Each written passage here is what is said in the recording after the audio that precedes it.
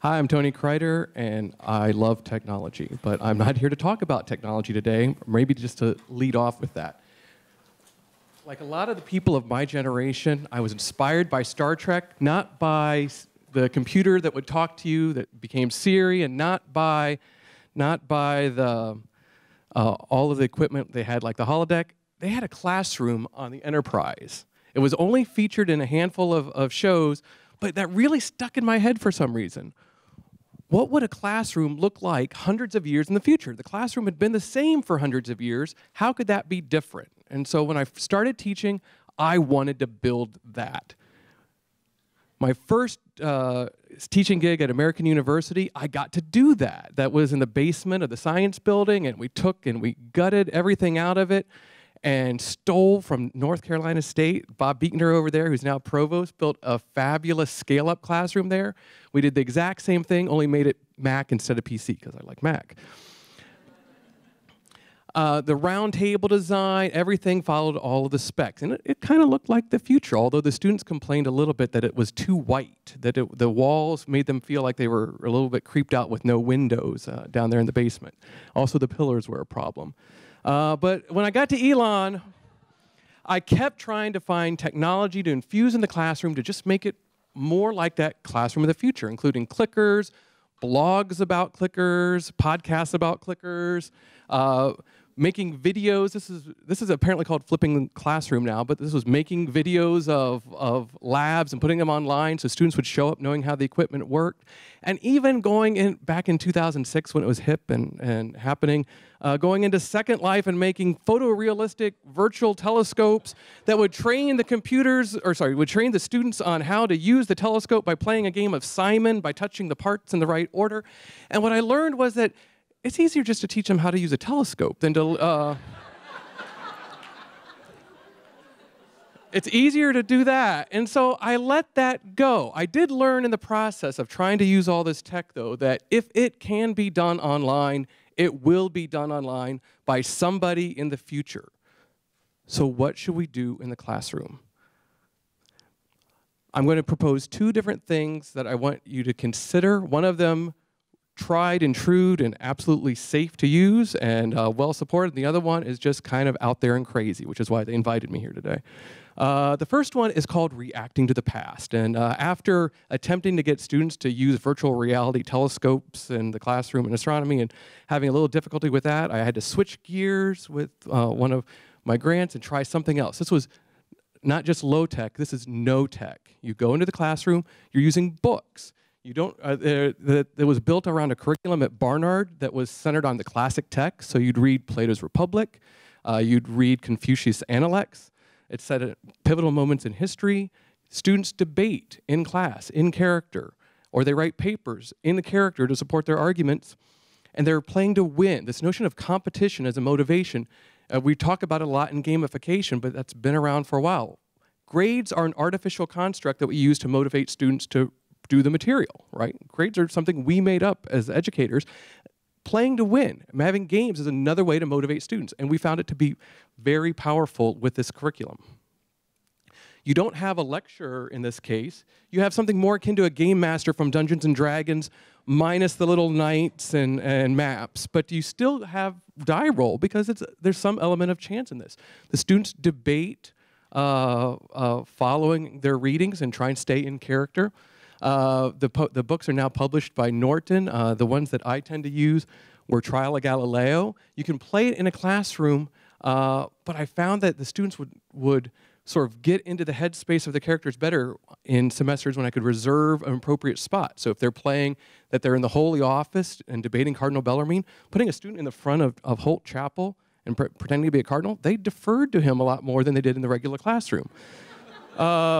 Likewise, playing the Threshold of Democracy game where they're in Athens and finally getting to use the amphitheater the way that it was meant to be used because they didn't need to have a projector anymore. That was great. Side note, these aren't all Elon students. This guy right here, he's some high school junior that showed up that day, and I gave him a role, and he knew enough about to play and get a taxation law passed. And he told me afterwards, "Is this what college is like? This is the most awesome thing ever. I'm going to love college." No. I didn't have the heart to tell them that not every college class is like this. Yeah, it's totally like that. In student evals, they were telling us that they were obsessed with these games at times. We ended up running multiple other assessments, but the bottom line is the competition would drive them to try to do things, to engage with the text, to read and reread these texts more because they wanted to beat the other people. If they showed up the first day and they didn't know the material, some other team did, they'd get crushed and come back after humiliation to try to win.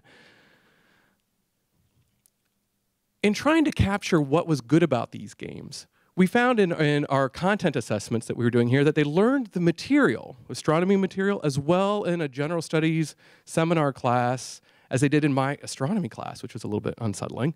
But we felt like there was something still special about reacting. This is a tough plot to follow because it's my own and I'm still trying to figure out the best way to present this. But this is students in the class speaking. Here were about 30 students in the class.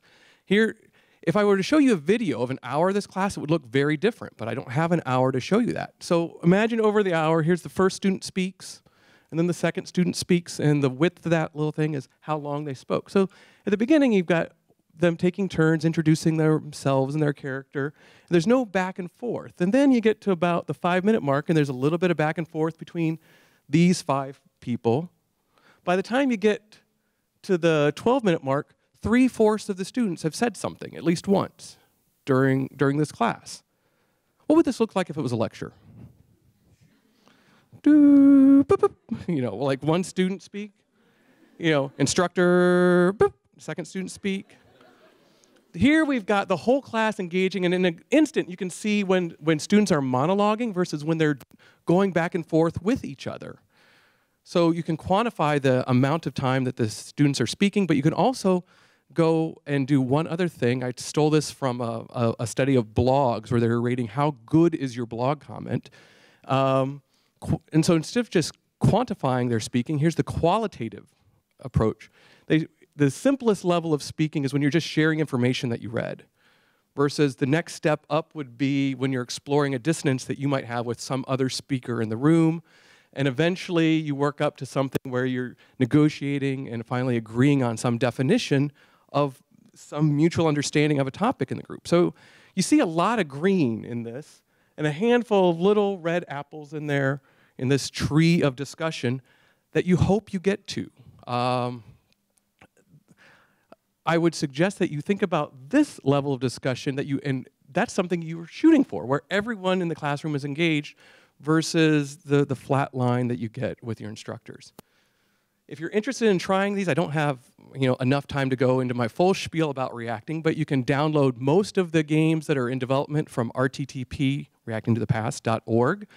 I'll even put in a plug for my own chapter-length game. We got funding from the National Science Foundation to develop games that could go into a chapter of some science class. And so these are nice ways to try it. Rather than having a whole half of a semester dedicated to reacting and overhauling your class, if you want to just say, let's try it just for a week and see how it goes, these are the sorts of games that you can run. In fact, when I ran a whole workshop on reacting, I ended up having a handful of people in here invite me to go give Pluto workshops. The Pluto workshop takes about 90 minutes.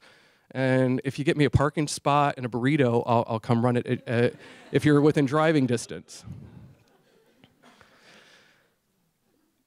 So that's safe, and it's a good way to get your students having an experiential education. Not just experiential learning. In experiential learning, they're doing something probably outside of the classroom and learning from that, versus experiential education is when you've crafted an exercise. It's not a real exercise, it's not the real world, but it's meant to get them to engage with real world topics in this structure that you've created in the classroom or maybe on campus. The next thing I want to talk about are epic finales, and I got this idea seeded in my head years and years ago from Kirsten Ringelberg, who's an art history professor teacher here, who she casually said, oh yeah, my art history final exam, I show a picture of a painting and I have them write an essay on it for 3 hours. Like, that's awesome. I spend hours writing my multiple choice exams and intro astronomy. Like, you put up a picture and you have them write for 3 hours? That's awesome. All right, I want to make awesome exams like that, all right? And it took just a lot more work than it did in art history. So my first attempt at making the most awesome exam in the history of exams was this, which was taking research papers and trying to find a single question that I could ask students. And then over 3 hours, they would work in teams to try and solve this research question. Now, they'd had regular exams during the semester, but in this case, I was trying to give them that experience of, wow, it's crunch time, and we've got to work as a team to solve this problem. But finding legitimate research problems that students could solve in teams of 3 in 3 hours using the skills that they'd learned in a sophomore level astrophysics class is tough. And so I end up spending weeks, and my friends and family will test it, like, man, why are you spending so much time on this one exam? And like, well, I want it to be right. And it's a lot of time up front. Fortunately, it's really easy to grade because I go from room to room. I put the teams in different rooms on exam day so they can talk and not overhear the other people. And when I walk in the room, I'm like, all right, do you want a hint or do you have a question? All right, and so they ask for a hint or a question, and I coax them along because I want them to get to some right answer. But guess what? It's a research question. There is no correct answer. There are an infinite number of incorrect answers, but there's no single correct answer. So that was my first vague attempt to say, let's make this really awesome exam. But then I met Anthony Weston. How many of you know Anthony Weston, because you're Elon folks? Yeah, so Anthony asked me to put together a proposal for an honor seminar on life in the universe, on SETI, the Search for Extraterrestrial Intelligence. That he is a philosophy professor here that always wanted to teach astronomy, and I'm an astronomy professor that just likes crazy things. And so since he's won so many awards for both teaching and research, and he says, you want to teach a class with me?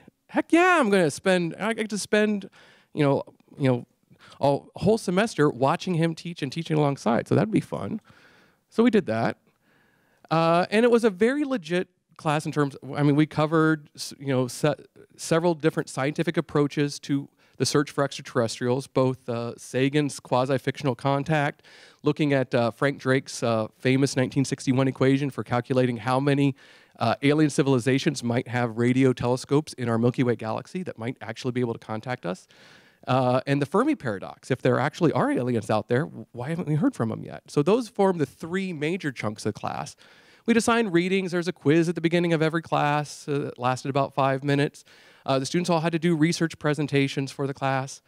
But we didn't spend class time doing lectures about the reading. That was a waste of time. We wanted them to feel as unnerved and sort of out of their normal headspace in an aliens class as you should feel in an aliens class.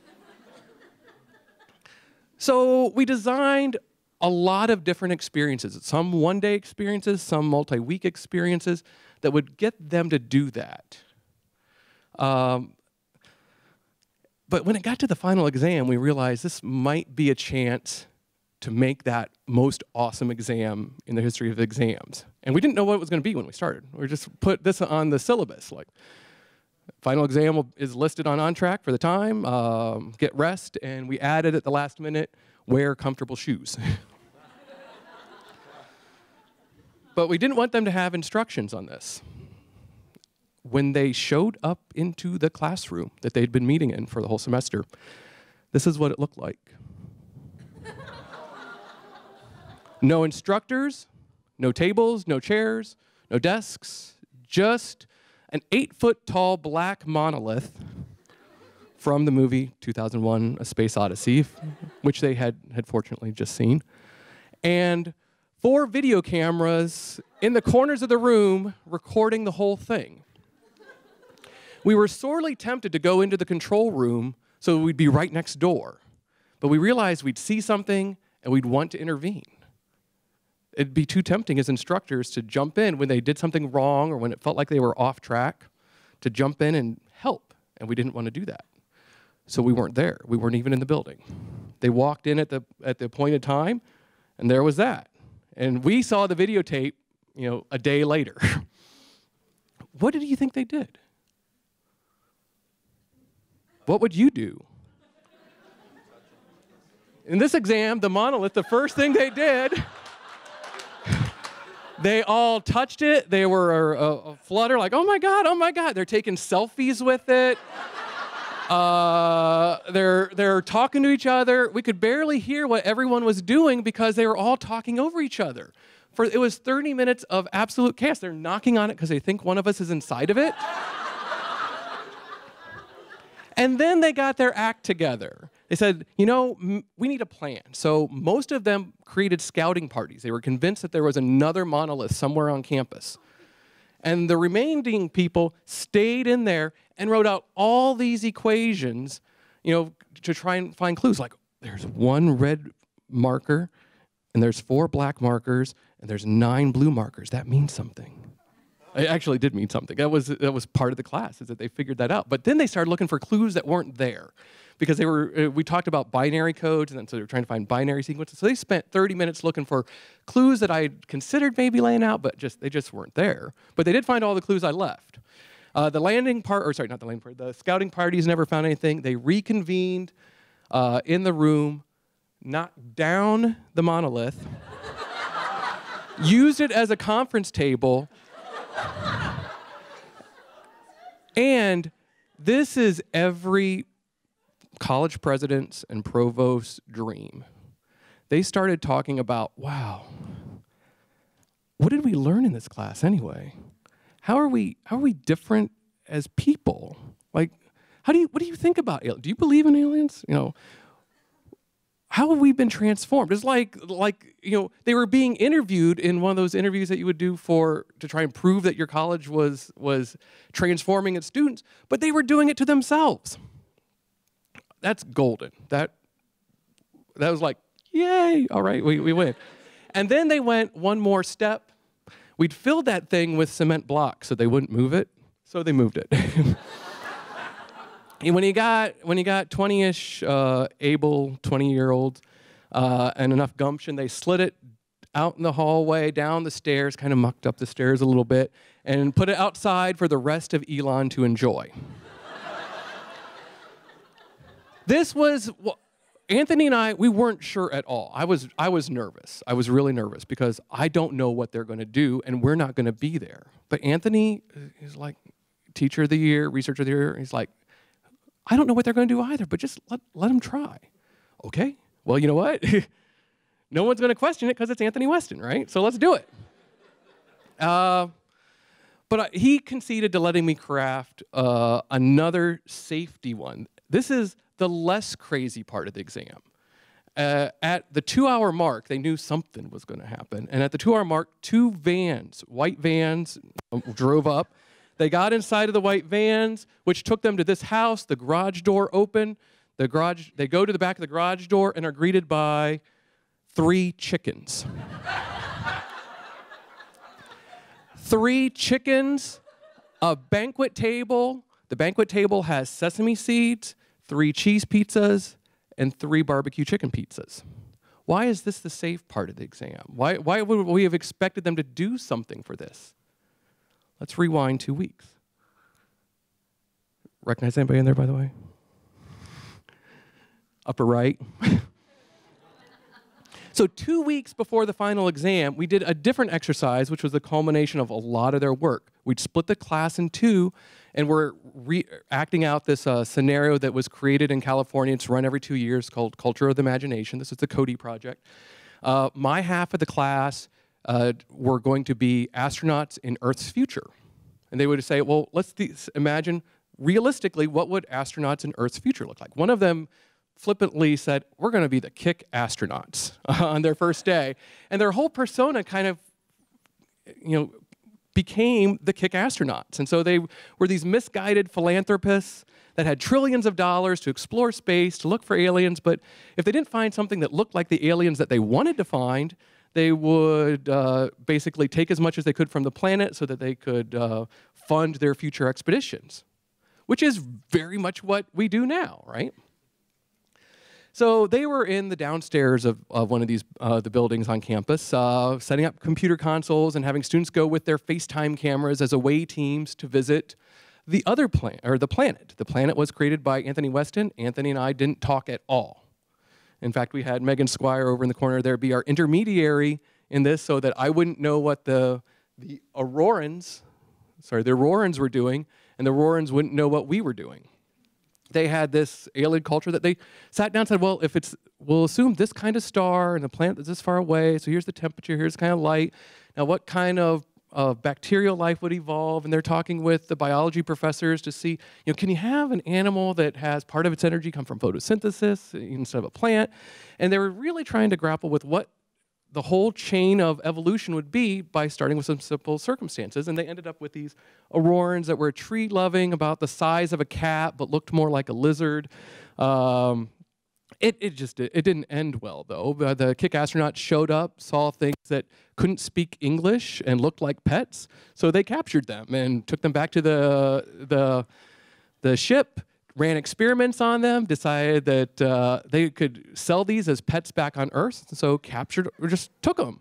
Of course, from the Kick astronauts were literally, the students playing them, were literally dancing and thrilled because only one of them was killed in this whole mission. The students playing their Aurorans were devastated, like literally crying and writing in their journals and because they'd created this whole civilization that just kind of got splatted by the astronauts within one day. That became the best teaching moment of the whole semester because we come back and we had these raw emotions, but all of a sudden we could talk about, what have humans done? What have humans in power done to humans without power for millennia? How do we treat even other animals on our planet? So we all agreed, you're right, we've learned our lesson, we're not at all like that. All right, let's test that now. So we send them to Animal Planet. No instructors there, just a video camera, 3 chickens, the pizzas. Now maybe it's not fair to put pizza in front of college students in the afternoon after a few hours of not eating. But our hope was that they would say, these are aliens. This is their home. We're the intruders. Maybe we shouldn't eat pizza made out of aliens in front of the aliens. That I'd set out the sesame seeds on the table and had the chickens trained. Like you get the sesame seeds in your hand, they'll come right up to you. So that if one of them picked up the sesame seeds, the chickens would run to that person and maybe they would feed. The students in the earlier scenario that were the most sympathetic to the Aurorans, the ones that were like, maybe we should not kill them all or capture them, were saying, maybe we're supposed to do something with the chickens. Maybe we're supposed to do something with the sesame seeds. But it really only took one student to say, no, we're just supposed to eat this pizza, man. And it was gone. That whole part of the exam was over in 10 minutes. But it was something that we had prior expectations for. Unlike the first part of the exam, we had a rough idea. And later went back, and watching the tape of them, we realized that our rubric for this was how had they changed? That we were using the experience as an assessment tool, which is a kind of rare thing. Normally you might have an experiential learning component to your class where you have an experience that you craft and then you give in a regular exam. But we were using the experience itself to see how much they had truly transformed or changed as students. In a sort of quick write-up that we did of this that I'll talk about later, we laid out different levels. We looked at the AAC and U values rubrics that are useful, and some of them seemed like they were somewhat related, but we wanted things that we could actually point to and say, here's a student that did that sort of thing. And so sort of level 0 is inappropriate things like you kick the chicken. Don't kick the chicken. But then level 1 would be an appropriate statement. Level 2 would be that same appropriate statement, but reflecting learning that they've done in the class where they mention a reading or a previous example. And this level 3 was if they actually did something, like the student that would say, I think I'm going to feed these seeds to the chicken. Are you guys cool with that? And actually doing it and saying, and I'm going to do that because remember the lesson that we had from earlier about treating animals with respect? These are our aliens. So if they went to that, we would say that was level 3, and then we watched the video again. We watched this video a lot, by the way. but we watched it again, started to put that ranking on it. I had one of my colleagues that plays reacting games, Nick Proctor at Simpsons. When I told him about them, he's like, yeah, that is an awesome exam, but no one else is ever going to be able to make any use of it whatsoever. You're teaching about aliens. But then he proved me wrong the next semester because it got into his head how he could make an exam more awesome than my exam, when I was trying to be more awesome than Kirsten. And so he made this. Students showed up into his classroom, one on dystopian futures, with a sheet of paper that said this.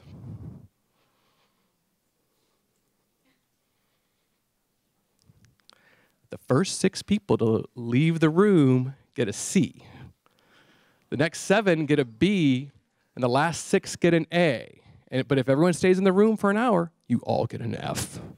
Bum, bum, bum. What would you do? This was a class on these dystopian choices. And all of a sudden, the students were in it. Now, the first thing you might be saying is, how can you get away with that as an instructor? But you know what? The students, they got to go for the second half of their exam was to report to another room and write a paper about why they left early or how they were able to stay late. And some students left early saying, I needed to be in control again.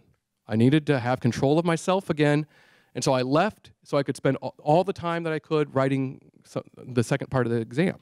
But the other thing is, both with this exam and our exams, students like awesome. They want something that challenges them. And so if you give them something mundane, then they might be nitpicky. But if it's just an experience that they know is going to be like nothing else that they've ever done, there's not as much grade grubbing. There was one other thing.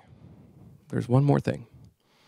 When we wrote this paper, since the values rubric had more levels than we had in our original rubric, we tried to hypothesize what one extra level would be.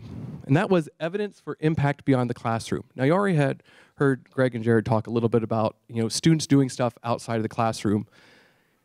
Here's the story from more recently. In the most recent iteration, the 2014 version of this Life in the Universe class, I knew students were going to be in it because I had them as freshmen. And so for a solid year before the class even started, every email that I sent to anybody that was ever going to be in the class that I knew of had this SIG file in it. Do you see it?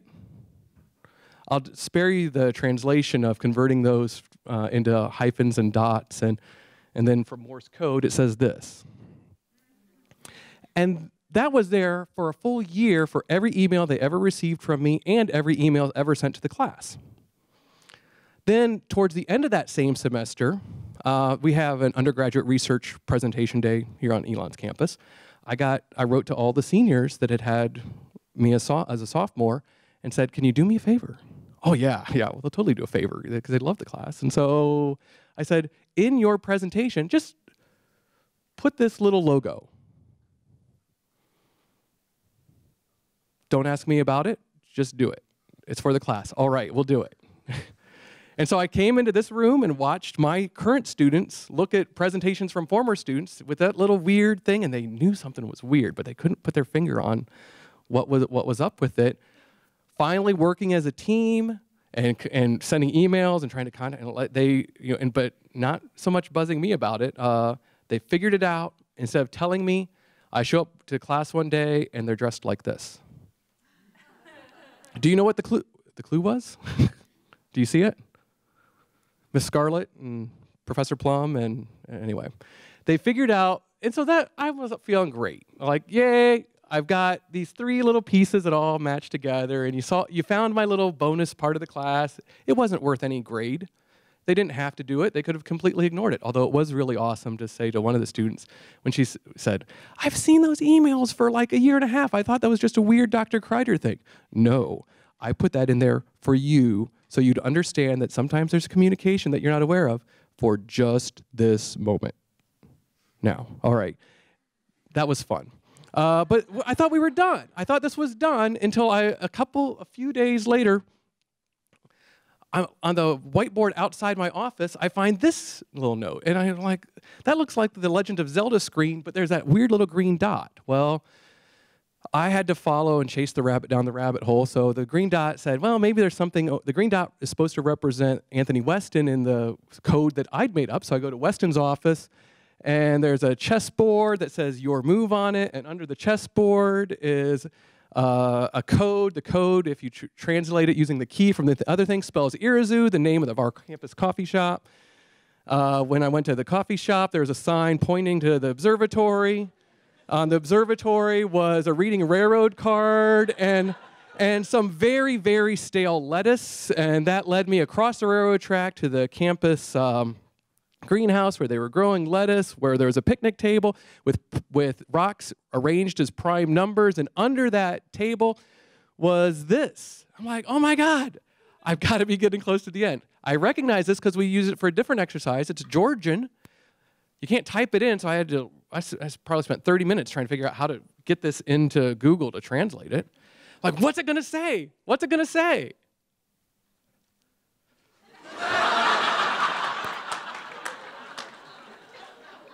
They had their revenge. But more importantly, they sent me a message. And the message wasn't just this as a message. The message that they sent was this, that I had evidence that they were willing to do this thing outside of the classroom. I had evidence that what we had done, the crazy little things that we'd done in class, did have impact beyond the classroom. They were spending hours and hours and hours both trying to decode and then create something that I never told them to do. That's when you kind of know that you had some transformation on the students. I've got 2 papers, one of them about the reacting to the past stuff, one that's a little bit more about the SETI things. You can download them from elon.edu/acrider. I still love tech. I'm still trying. I got my Oculus Rift, and I've been playing with that. I'd love to be able to create a star field that students could explore using Stellarium. But until we have the holodeck, I really think the best classroom of the future is the classroom that you've got, plus a willingness to try something new and not look a little silly in the process. Thank you very much.